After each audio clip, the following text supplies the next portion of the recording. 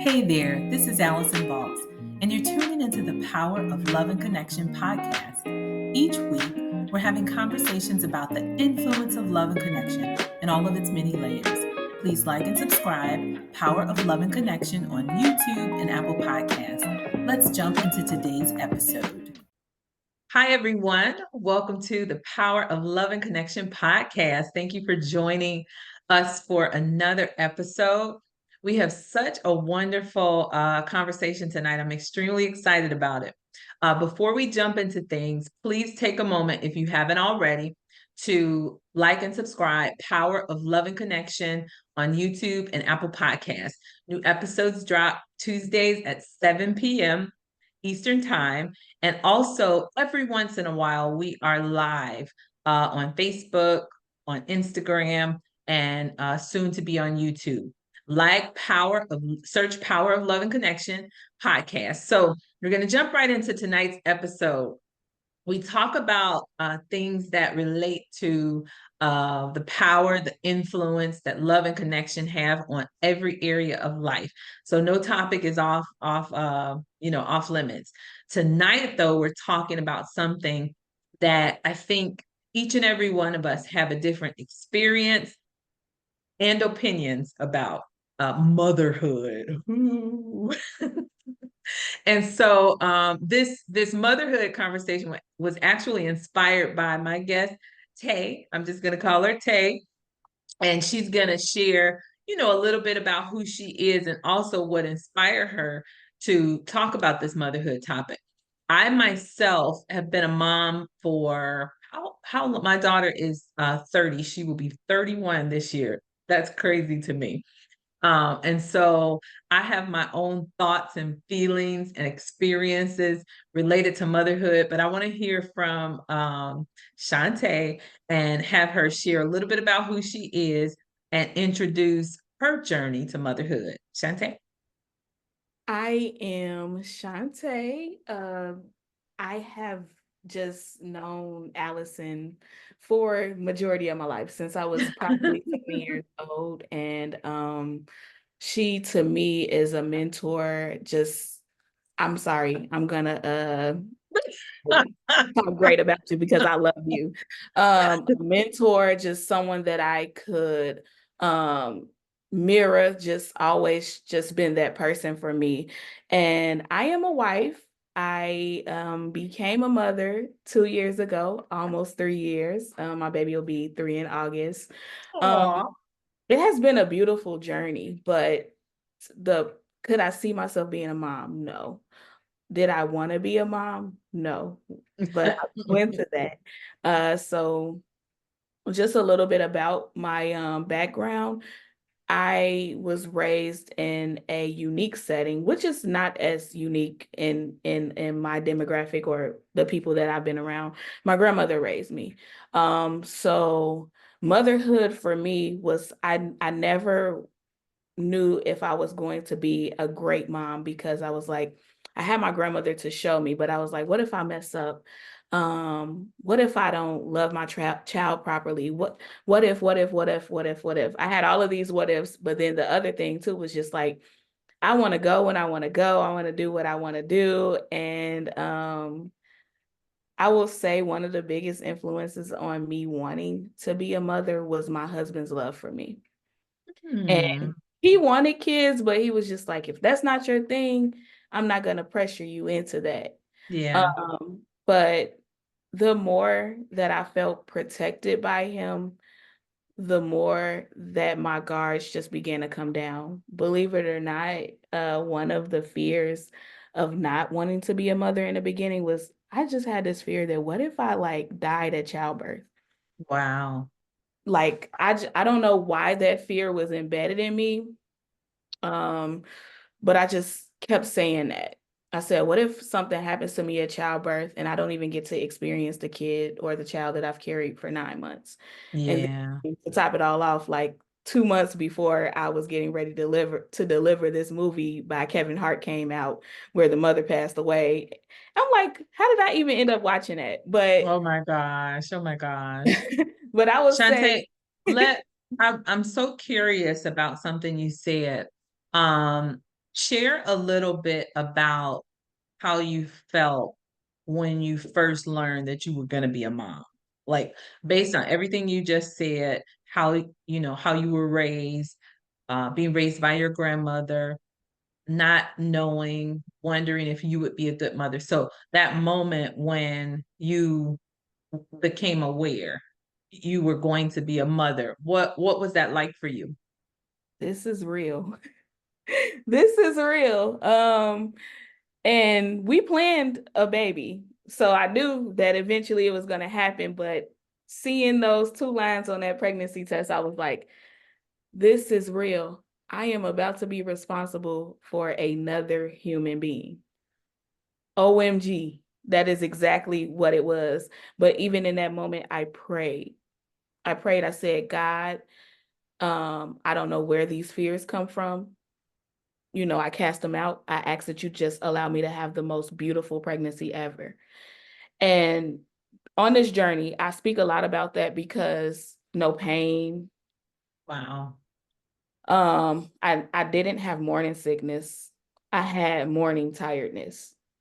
Like I would just need a few moments to get up, whereas I'm a morning person. So I would, before having a baby, I would just jump up. But when I became pregnant, it was just like, okay, put the ginger ale and crackers, give me a additional 30 minutes to get out of bed.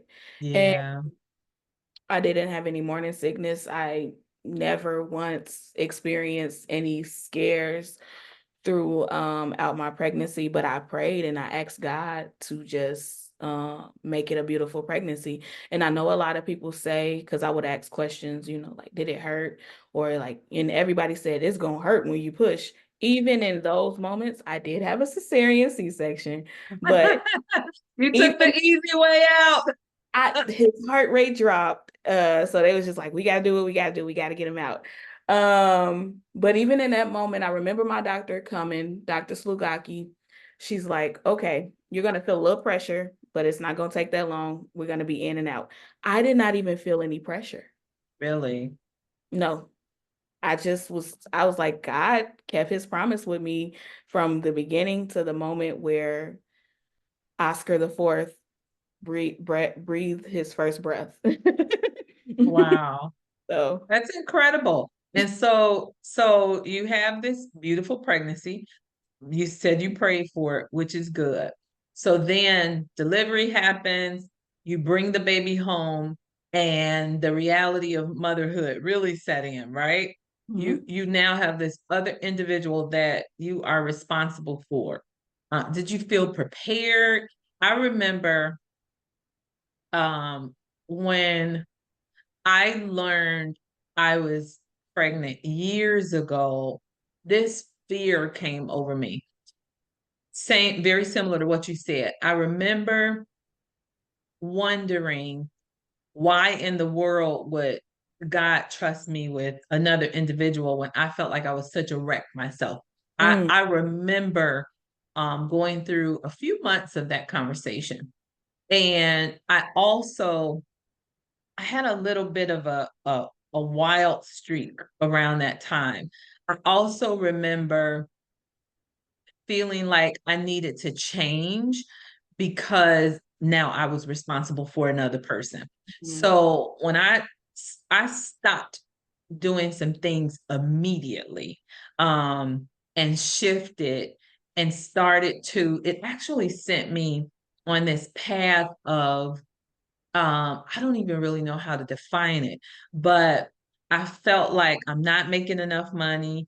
I'm not, I don't have the right people around me. I know I'm not going to get a lot of help from my family. And so that took me into another headspace, wanting to make sure that this new person that I was responsible for had all the things that he or she needed. At the time, I didn't know whether it was a he or she. Now I know it was a girl. Anyway, but I remember committing to myself to make sure that this person, this new baby, had an incredible life, no matter what it took. And we may go into at some point, like what that evolved to, because it led to some good decisions and some bad decisions, but they were always predicated on making sure that my daughter had a good life, had a good life. So talk about like that moment when you brought the baby home and now you're a mom. It really is. It's magical. It's momentous. And it's also immediate. Yes. You take the baby home, you might read some books, but no one really gives you instructions on how to be a good parent, a good mother. What was your experience like? So before I even took Drew home, we can fast forward back to the moment I accepted that I wanted to be a mom. Mm-hmm. So what got me there was also what I call pre-work. I operated in a lot of hurt and a lot of childhood trauma and a lot of abandonment. And I thank God for deliverance for that, because for a long time, even within the beginning of my marriage, I felt like at any given moment he could just walk out, and I just got to be prepared for someone to leave me, because if the very parents that birthed me could not be there for me, then who's to say that anybody else that comes in my life won't just do the same. And I had those thoughts for about 27 years of my life. Just Wow. always ready for someone to give up on me because I'm just used to it. So I went to therapy because I felt like I wanted to be a mom, but I was like, I got to get rid of some of this thinking, and I really also have to make sure that I'm mentally okay to be able to raise a child. So I did a Mm-hmm. lot of pre-work before. So let's fast forward back to bringing Drew home. I did not connect with my child. And it What was do you a mean? Like describe what you mean by that. Like you didn't connect with them. I felt like I felt like in my mind, I don't know if it was a chemical imbalance or what it was, but I just did not feel connected to him. And then I was a bit irritated because I was like, oh, he always needs me. And I remember the first week of being home, and I knew that something was wrong, but I just felt like maybe, the doctor said I would be crying and I would be up and down because my hormones were all over the place. And Mm-hmm. it was actually the second week, because the first week Oscar had leave. So the first week was kind of easier because, when I needed to do things for myself, he was able to hold the baby. So the second week into my maternity leave, I just remember I needing to take a shower, and I just wanted to take a shower, and I just put him down, just fed him. He was asleep, and I got up to get ready to get in the shower, and he just started screaming from the top of Mm-hmm. his lungs. And I just started crying. Now, I don't know if my mother-in-law just happened to be in the area or why she was even coming over, but maybe she was coming over to see him. And she just said, I'll hold him while you take a shower. And just like in that moment, I just was like, I don't know what's wrong with me. I keep crying. I don't think he likes me. I was like, I'm Oh. holding him and I'm doing all of these things. And it was just me overthinking. But then also too, like I found out that I had a little bit of postpartum. And so Mm-hmm. Which my is doctor helped normal. me. Like My it's doctor helped normal. me through that. Yeah. And my doctor helped me through that. So that was the hardest part. Just like, I don't think he liked me. I was really concerned about my son liking me at 2 weeks old. Yeah. But those are real motherhood issues and challenges, because you bring the thing about moving into motherhood, regardless to whether you had good parenting, bad parenting, raised by parents, grandmother, aunties, uncles, you bring this perspective from your childhood, this self concept about who you are, any insecurities, any self-esteem issues, any rejection. All of that is what you bring to motherhood. And it doesn't magically go away because you now have someone that you're responsible for. I mean, those are real things that you manifest and sometimes multiply when a baby enters into the situation. I remember thinking that I was going to not be my mother. Like I hear that so much. from other people. And it's such a common thing that um, women who like my women say about becoming a parent, even men say about becoming a parent. I'm going to be better than my dad. I'm going to be better than my mother. I'm going to like, and I also hear that you find yourself doing some of the same things because then you begin to understand why they did things the way that they did. You get some perspective about why they parented you the way you did. Um, I do remember too, just also always, I remember always wanting somebody to just share advice with me. When my daughter was younger, this is so dating me, but the internet and all of that stuff was kind of just emerging. And so we didn't have information at our fingertips the way that we do now. And so it really came from a village. And if you didn't have a good village, you didn't have access to that advice and to that wisdom. Um, I was so grateful during the first few years of my daughter's life that I had coworkers and colleagues who were moms, and they would just overload me with advice. And I ate it up. Like I ate it up. I ate it up. I ate it up. Um, so everything you're saying is normal. Like it's not always stuff that we talk about, but it's definitely normal. Um, what your mother-in-law being there and understanding that is huge, right? Yes.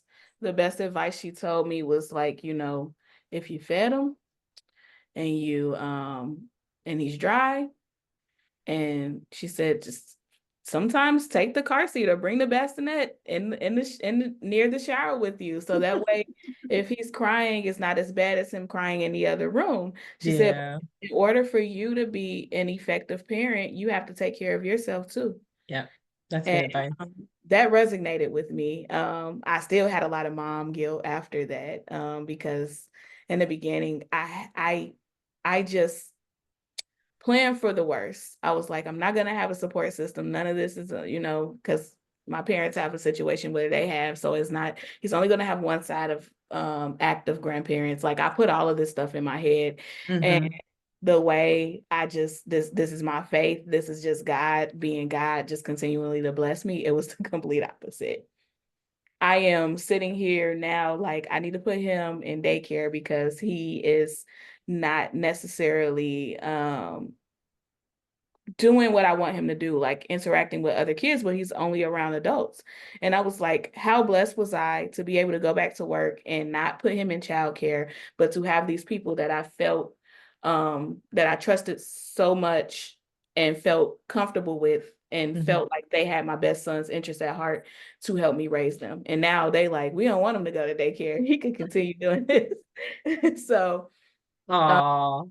that was another thing. Like just I thought that I was not going to be able to do the things that I wanted to do for me. And even my husband said, you're an extrovert. You go out, you connect with your friends and your family. That's what makes you you, and that's how you continue to be able to go on the next day. So do those things.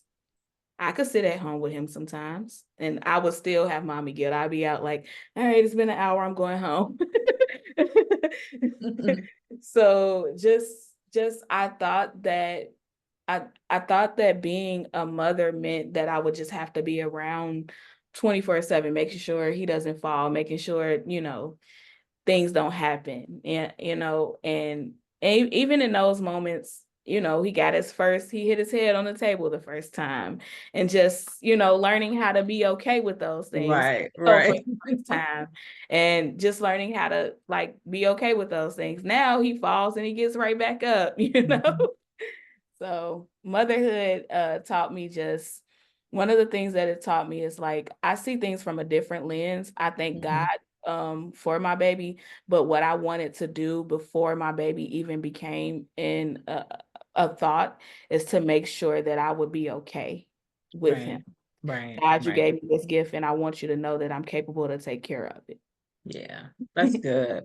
That's really good. Okay. So you're on the other side of the motherhood journey. All Mhm. right.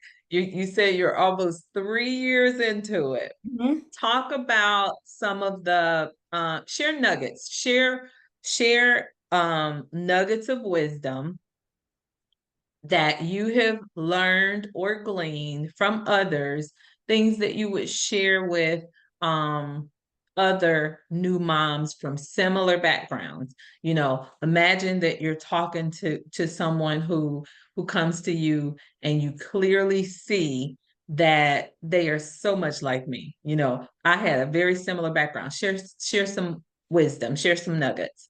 Breathe. Take it easy. You are on your time. Um, and I don't struggle with this anymore, but I used to be like, I got to get up at the crack of 9. I got to get him ready. And right when we would be on time, ready to walk out the door, rock and roll, poop. Yep. And the first few times that happened, I called off of work. I'm gonna just be honest with you. I can't. Wow. It just it messed with me so bad, and I said, "You've got to be okay with things happening." Yeah. My last name is my maiden last name is Early, so I'm used to always being early. It just I thrive by that. Like you're That early. is so funny. I love to be early, but I've been on the later side of things these years, and it's okay. Just you're not gonna always be on time, and that's the great thing about grace.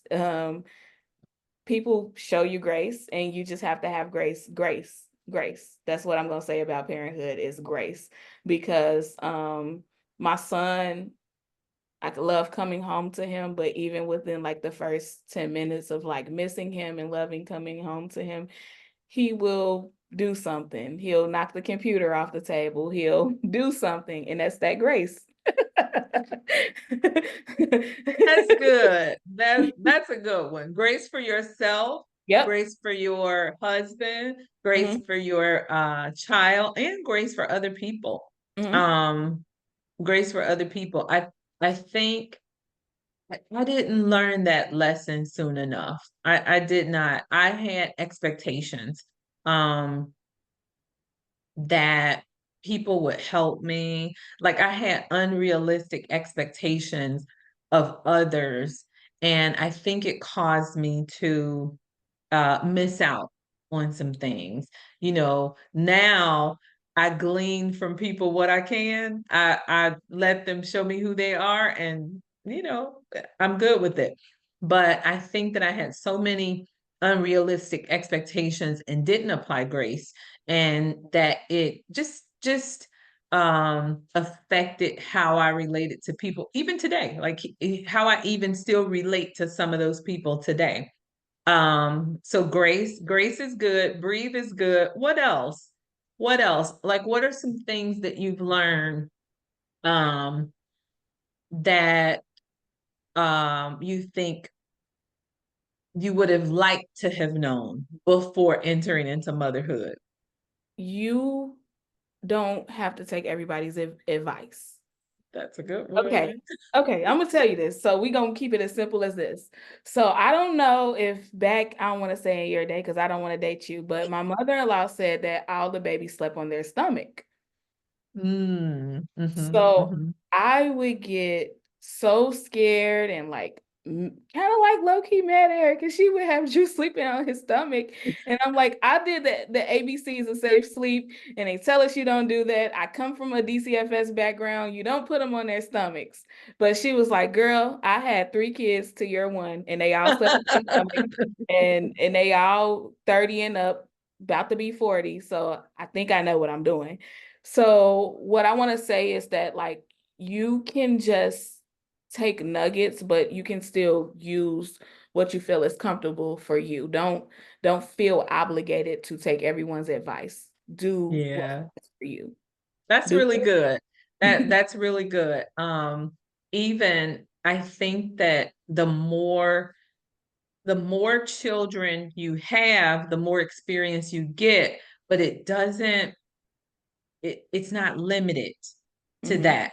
Like you can have a perfect um first run as a parent with that first child, and then that second child could take you completely out of your zone, and you learn a whole new set of lessons with that second child. And then you can have that third child, and then that experience be perfect. um Oh, I want to share this one. I remember one of the things that I learned the hard way. These are hard lessons to me. These are not things that I had this perspective on motherhood, and I discovered that it was totally off, just wrong. And I remember I worked so hard um, to provide everything that I thought would make my daughter's life and future perfect. Like it really was striving towards perfection. And I think in her teen years, I learned that I wasn't in control. Like as a parent, I felt like I was controlling every aspect of her future up until that point. Made sure I thought so far ahead that I moved a couple of years before she was going to high school into a different district because I wanted her to graduate from that school and then go. Had a perfect plan. I made sure. So in when she was in high school, I experienced, we bumped heads so much, and there was a lot of rebellion.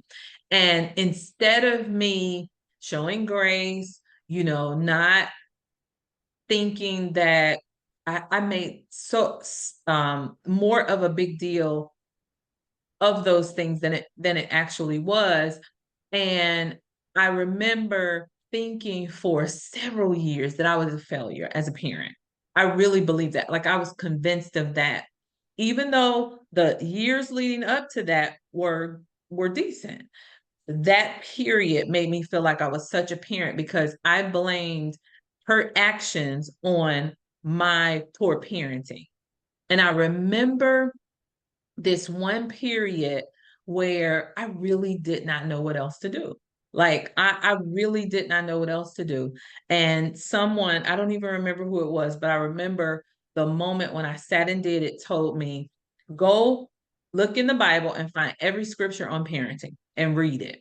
I even had an expectation about what I was going to find. I thought all the parents in the Bible were perfect. And so I started reading about David, about Moses, and it blew my mind because all of the things that I was experiencing at that time and in that period, it was in the Bible. And I was like in shock. I was in shock that these perfect parents had rebellious children, children that hated each other, like all of the dynamics that I had experienced in that short period of time, and it gave me such a a level of peace that I hadn't experienced before. It also helped me not to hold myself hostage to the things that were happening, to the choices that my daughter made. I made a decision to accept that I have been a good parent. Like I really did. To this day, I made a decision to accept you did the best that you could. You cannot change the past. All you can do is move forward in grace. And so, and that's what I did. I think that I was, I was spoiled growing up, even though I had a big family, but not a close family, but I was still spoiled. And so I spoiled her rotten, also because I was a single parent. And it even caused me, when I read those scriptures, let myself off the hook. It caused me to stop spoiling and to stop, there's a word, enabling. And that to this day, I feel I don't care what nobody says. Nobody. I know that I was a good parent and that I did the best that I could. And it was only having that breakdown time that helped me to kind of move to that point. So yeah, I'll remember that. So I guess my nugget really is don't set such a high standard for yourself when it comes to motherhood or being a parent, because I believe that God gave that particular child to you because he knows who you are. He know where you came from. He know what your history is. He also knows the capacity that you have as an individual to be the best mom to that particular child. Like that's your baby. You know what I mean? That Yeah. that's your baby. And you own that, right? Yes. That That that's my baby. Like you that ain't nobody else can take credit for that. That nope. is that is your baby.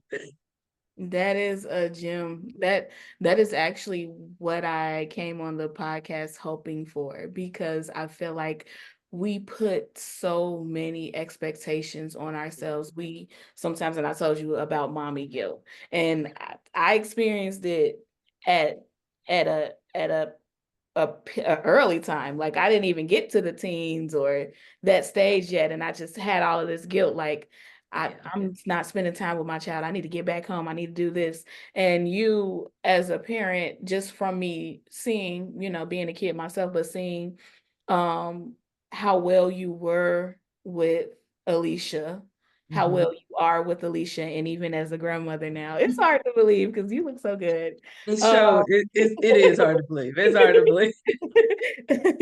um, even seeing that now, like, you have laid this beautiful foundation, not only for your daughter, but even so many other young kids, because Alicia's 31, I'll be 34 Tuesday. Wow. So so, you lay this beautiful foundation not only for your daughter, but just you have been that foundation for so many other people's. Like you always give me these attributes of motherhood, nurturing.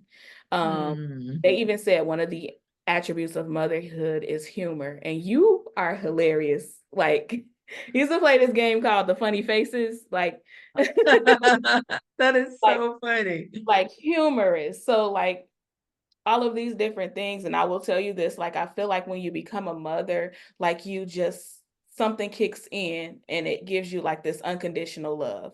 Like I could be upset with my son for a second, but in the next second, it's grace. I'm like back to like, okay, I love my baby. This is my baby. Like I feel like motherhood drives you to that too. Yeah. And I have so much more grace sometimes even with him than I'm even able sometimes to have with my husband. Like, hey, this my baby. Well, I was here before him. You right, but it's my baby. Yeah. That's good. You know, it's so you said humor.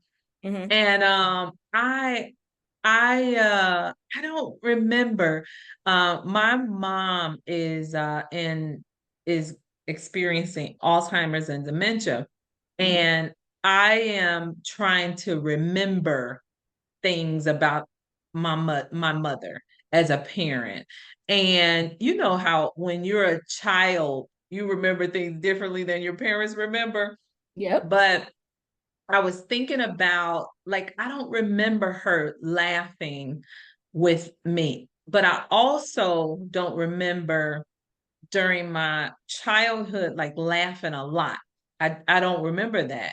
And so I love now that I think it's that peace and that freedom that I experienced. Like after that wave of you're a terrible parent, you know what I mean? Of thinking that about myself and that freedom that came when you get rid of mommy guilt, when you get rid of like self rejection and all of that, it takes a weight off of you. Like wouldn't you agree? it takes a weight off of you, like your husband said. You're an extrovert, you like to go out, so trying to do something else because you think that's gonna make you a good mommy, like that adds weight to you because it's not you. Yeah. It's not you. It doesn't mean you can't shift and do it differently, but motherhood is not about losing yourself. It's about, to me, it's about really understanding who you are so that you can help your child form a sense of who he or she is. And if you can get that earlier, sooner rather than later in your motherhood journey, I think it makes the relationship with your child great. I think it makes you have like good perspective on motherhood and not mommy guilt. You know what I mean? Mhm. Like that mommy guilt thing is something serious. And I think it comes and goes too. I think it comes and goes as you evolve. Oh my gosh, there's so much I could say about that. So much I could say about mommy guilt. I love Yeah. it because it's like, do you think like even with you, because you're what everybody would call an empty nester now. So do you think even with you being you're a parent still, how do you navigate being a parent to your adult child? Is it times where you have to say, well, let me step back? Absolutely. It has to evolve, or I think you lose the joy of, we're talking about motherhood, so I'm going to say motherhood, but parenting. It has to evolve. And I think that the more you keep the journey in perspective, the easier it is to evolve. But I think that, like, if you have wrong expectations of what it means to be a mother, even wrong expectations of your child, that it's going to change that dynamic in not a good way. I'm going to say in not a good way. I think that, you know, when if you set an expectation that when this child turns 18, I'm cutting them off, you're losing out, to me, on the opportunity to help that child in the next phase of their journey. You Preach. know, you know, it That's doesn't real. mean, yeah, but if you and so many people say that, but they don't equip the child to be on their own at 18. And so I think, and this is hindsight, this is not because I did it or got it. Looking back now, we didn't talk to our children about investing or saving or anything like that. How in the world can an 18-year-old who you've been completely doing everything for, not teaching them about what it means to be an adult, how can they just because of a birth date all of a sudden become responsible for themselves? And so I think that um you need perspective about that, like going into it. Even now, Drew is almost 3. Hmm.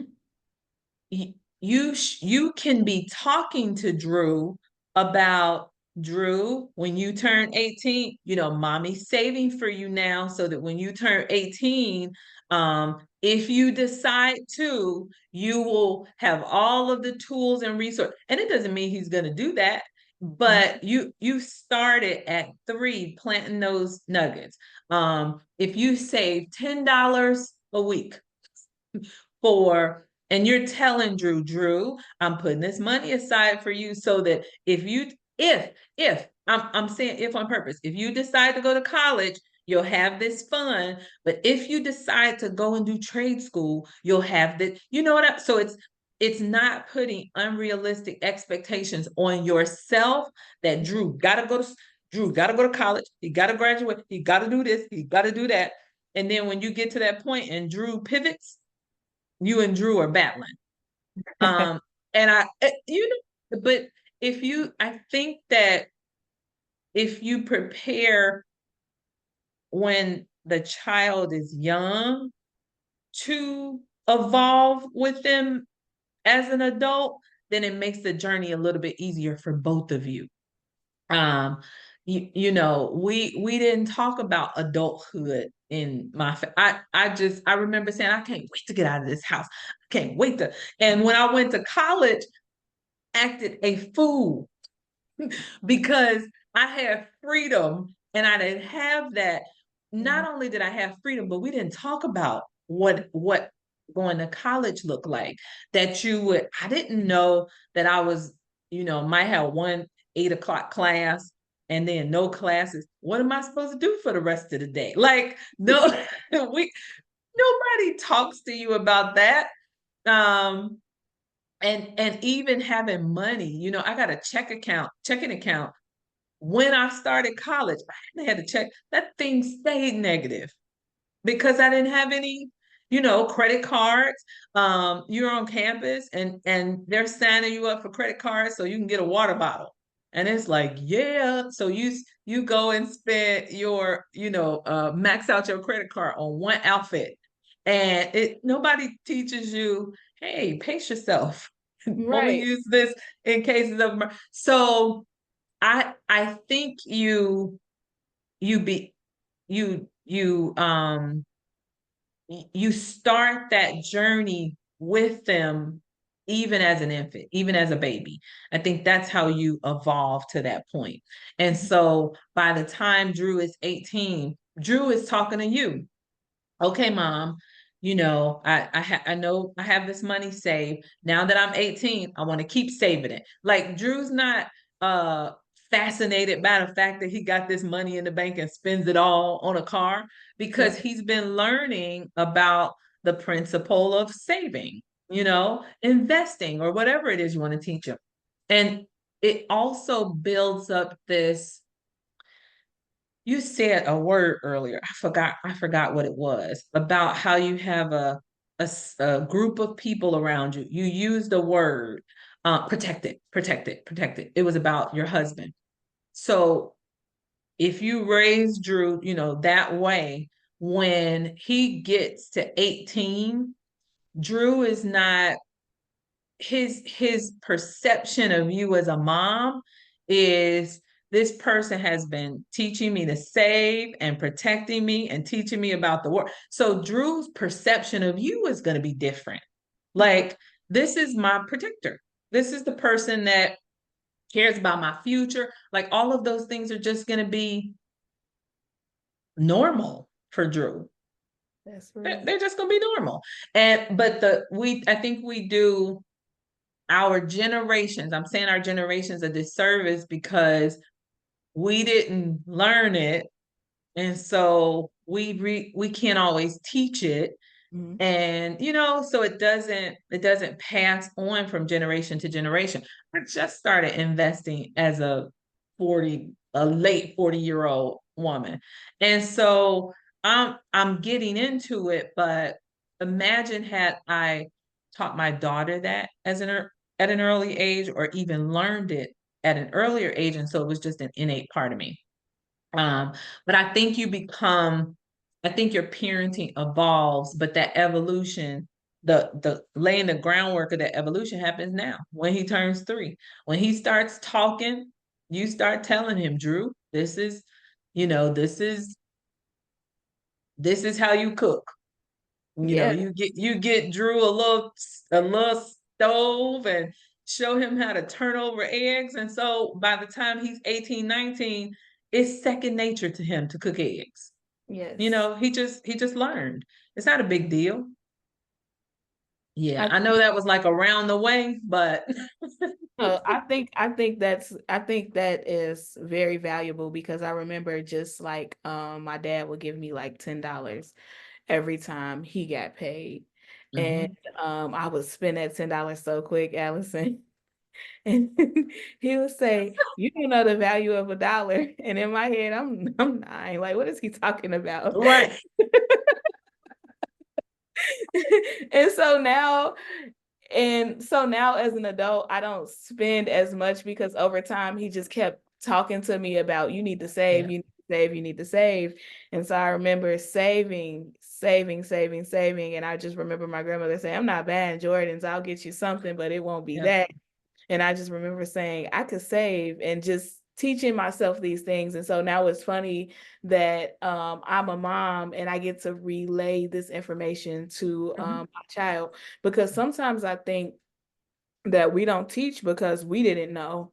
Yeah. Um, and when I think about it, like credit scores came about in like the 80s. So my grandmother was probably already like in her late 40s, early 50s Yeah. and 80s. Hmm. So, She so ain't thinking about no credit. What? but I don't credit need no yeah. I was talking to my friend and I was just like, how did you get work on your credit score? And like she was like, my mom didn't help me. And then I thought about it. I was like, well, girl, your mom was like 28 in 1987. So yeah, Yeah. credit cards weren't, it wasn't a thing. It was no such thing as a credit score until I want to say the end of the 80s. So Hmm. all of this is like really valuable information. And I think for me, what I want to continue to just working on is unconditional love. Like That I'm is the able to key. be a doctor, and you might just say, hey, I'm fine with managing an existing company, or I'm fine with opening Yeah. up a business, or I'm fine with just doing this. And I That's have to good. learn how to be okay with that, because I think so many times too in just society, a lot of people says if you're not working this type of job, or if you're not doing these type of things, Right. it's not important. So what I want to just continue to do for myself so I can do this as a parent is to not find my purpose in my work. That's Only really my good. work can be my purpose. That's But really good. focus on, doing purposeful work, but not necessarily saying that this job makes me important. This job, Yeah. and that's what I got to do as going as a parent, because I don't know what my child might say he want to do. So true. And I love that that's kind of where we're concluding. I think unconditional. So when you think about all the things that are happening in our world, um there's plenty social media, there's plenty of everything, but the thing that is not as accessible is finding I was just talking to someone about this, finding authenticity in relationships and genuine people who genuinely care about you. And so I think that raising Drew and to experience unconditional love and then to be able to give that to people, that's going to be such a that's going to be a legacy, especially in the world we're living in. It's fading away. It exists, but it's harder to find. And so one of the things that I absolutely love about my daughter's parenting, I always tell people, she's such a good mom. And there was a journey for me to see that the value of the way that she parents, because I wanted her to do this. I wanted her to, like, I had this plan for her, and she didn't go the path that I was nudging her towards. And when I look at how she parents, she has three boys and a girl. And when I look at how she parents, these boys are like some of the kindest, most nurturing, loving people in the world. Um, and it's rare.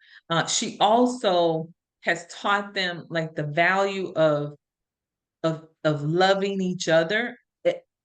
They fight, but they unconditionally love each other, and it's so obvious. Um, she cooks meals, every meal for them, breakfast, lunch, and dinner. That's rare Yeah.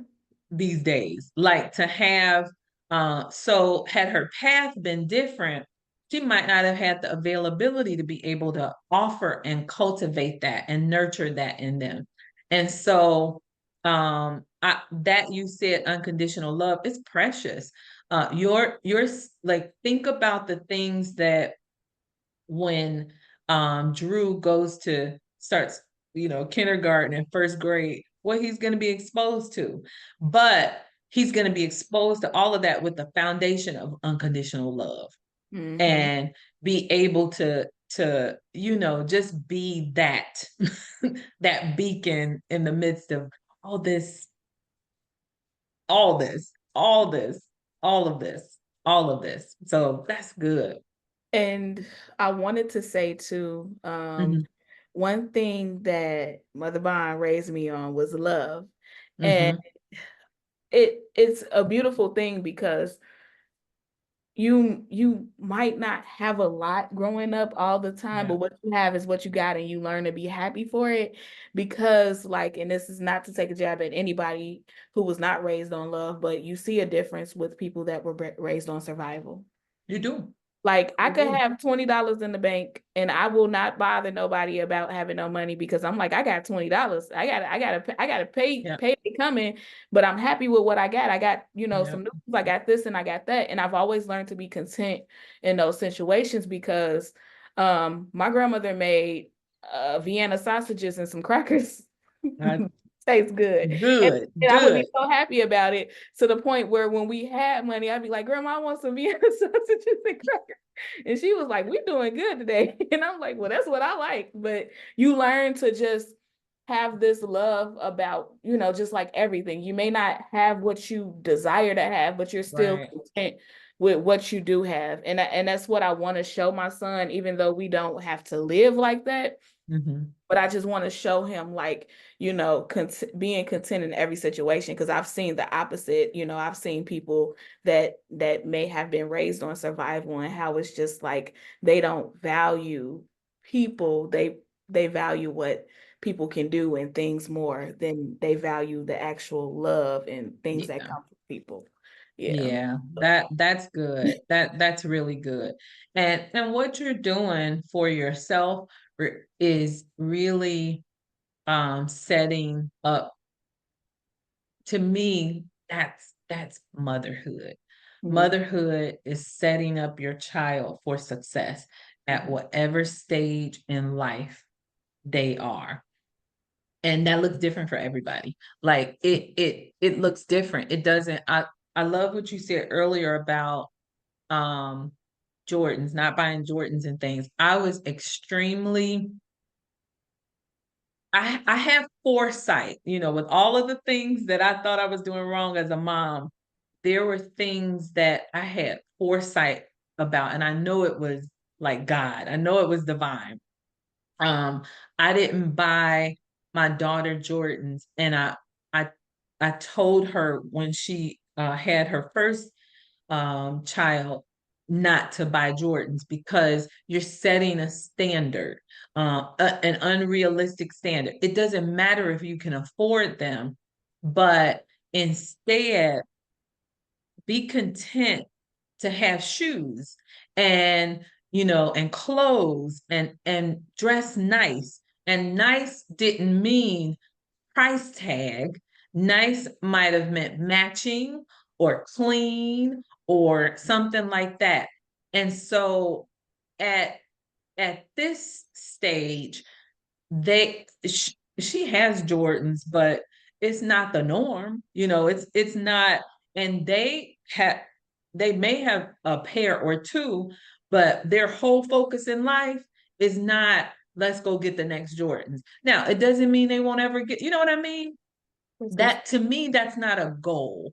that's what And no offense to anybody who it is a goal for. It's just not a goal for me. To me, the goals are the things that we're talking about.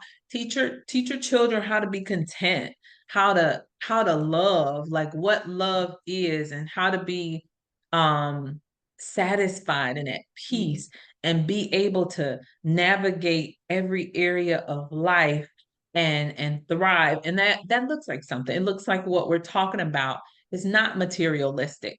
um I was thinking about, I saw some, where did I see this? This was sometime this past week, and I noticed how all the ads or commercials or something that I was looking at on that particular day, they're about how to change the way you look.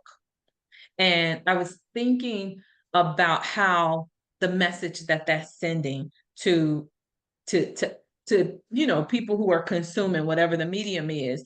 And I like the way I look. You know what I mean? Yeah. Like I like my hair. I like my skin and my complexion. I like the little crows that are on my, I'm fine with that. And so teaching that contentment. Now, it doesn't mean if I want to get a nip tuck, I'm gonna go get a nip tuck. But it's not because I don't like me, the natural me. I like my nails. I don't have to have my nails done. You like yours done? That's great. But being able to make decisions about the things you do based on your own personal preferences and tastes versus what these loud messages are saying about Right. how you're supposed to look and what you're supposed to be buying. And don't wear your natural hair, wear it like this, and don't let your hair get gray. And it's like, so I don't know. Anyway, I don't want to get on a tangent. But um all of that is good stuff. I feel like about motherhood and guiding people because this is probably the last thing I'm gonna say. Some may argue that raising a son is easier than raising a daughter. And I hmm, think the same of effort that you would put into a young lady, you should also put into a young man. And that's good. I haven't had my son ask me this before yet, but I know that my nephew and my cousin that is like a nephew to me, Hmm. as I remember telling one of my little cousins, "Oh, you're so cute. You look so beautiful." And then he said, "What about me? Nobody ever tells me anything." Wow. I said the same values that you put into the young ladies, you have to put these into the men too, the young men too, because like we may think that yeah, all of this is all feminine and everything, but you still have to love on your boys too. That's good. That's good stuff. I My daughter has three boys, and I remember when the first one was born, I was unfamiliar with raising boys. And Mhm. so I read books on there are significant differences between what males need and what females need. But I totally agree that they need some of the same things. And I remember I was so careful with my daughter, like if she didn't want her to fall, things like that. With the boys, I was so fearful of making them like girls. Mm, And so I didn't want them to be, I'm scared of bugs. I didn't want them to be scared of bugs. I didn't want them to be scared of falling. And so I would intentionally, like we would go play in the dirt and I would be grossed out, but I would, because I wanted them to be boys.